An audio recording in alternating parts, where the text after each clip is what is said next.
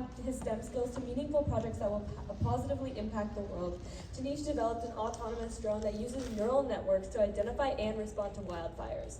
Through debate and Model UN, he's learned about the importance of public speaking and in sharing your ideas with the world. Tanish hopes to solve other issues and conduct research using the extraordinary power of artificial intelligence. His talk is titled, How Autonomous Drones Can Save Lives. Please welcome him to the stage.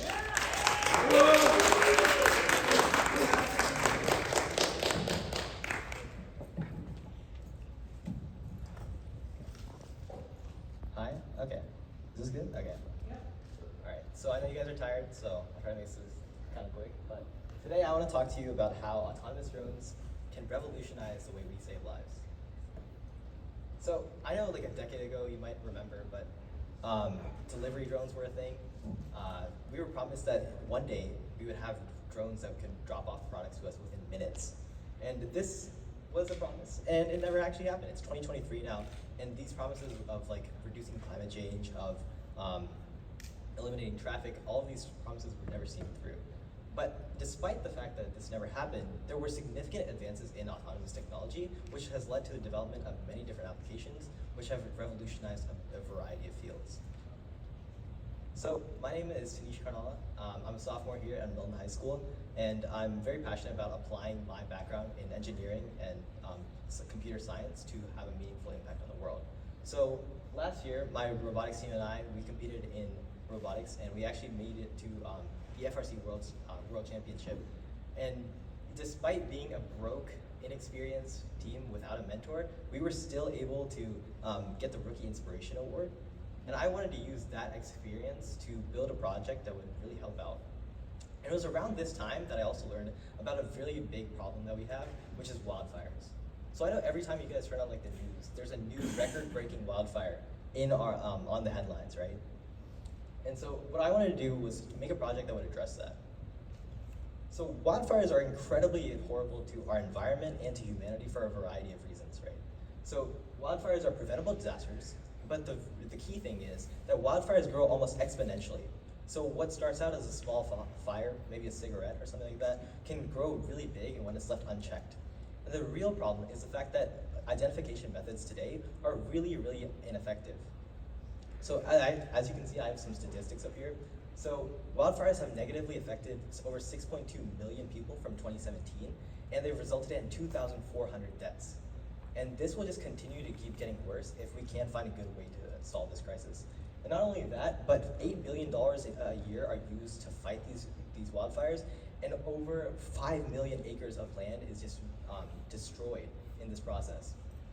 So the real key thing is the fact that climate change has completely made this matter a lot worse. If you think about hotter and drier weather, this just makes the conditions in our forests more vulnerable to wildfires, right? If you think about what burns better, like dry wood burns much better than healthy wood. So hotter and drier climates have increased the frequency and intensity of wildfires significantly. But the worst thing is that we don't have a good way to solve this. Current identification methods are really ineffective for several reasons. So the main two ways that wildfires are identified today is through satellites and lookout stations. So satellites, as you know, are really expensive, they're hard to maintain, and they're hard to develop. And this means that as wildfires grow throughout the world because of climate change, that many countries around the world who don't have the resources to fight wildfires will not be able to implement satellites and stuff like that. And second, there's lookout stations. Lookout stations can be really effective, but the fact is that they're so spread out that they're never really that good. 85% of wildfires are started by human activity. And the fact that wildfires occur at night, oftentimes because of human activity, means that these lookout stations become really ineffective. And this is why a better solution is needed. So I developed an autonomous drone that uses neural networks to identify and respond to wildfires. So how does this work? So the autonomous drone is simply a vehicle for collecting data. And that data is photos and its sensors and other things that can be used for detecting wildfires. So the way it works is that a flight path is set. So this drone can go up to 20 miles in any direction, which gives it a really large radius. And that allows it to collect a lot of data over a wide area, and it helps people respond to wildfires effectively. And additionally, the autonomous drone collects data that augments its photos as well. And then the convolutional neural network is the way that we process data. So you can collect a lot of data in a lot of different ways, but how do you take a look at a picture of a campfire and say, that's a campfire, not a wildfire? Or how do you take a look at carbon emissions and see that that's a car that's idling and not a wildfire? Well, the way that we do that is a convolutional neural network. A convolutional neural network is just a fancy term that says it's a system that takes a lot of data into it and provides an output. So the thing that we're looking for when we're doing this project is we're trying to see if we can identify wildfires. And the way that we do that is by establishing this network. So the autonomous drone can patrol a section of land while providing these sensor readings and photos. And so then we take that data and we implement it into a neural network, and that's where we get our confidence rating. And so when combined with a neural network, this system can provide data about wildfires which cannot be seen from satellites or lookout stations because they're real time and they aren't seen in any other way. This method is incredibly easy and cheap to scale up. If you think about the cost of wildfires, billions of dollars a year, and satellites and other systems are millions or even billions of dollars a year. Most countries, most local counties, they don't have the resources to actually implement something like that. The model that I made was made for less than $1,000.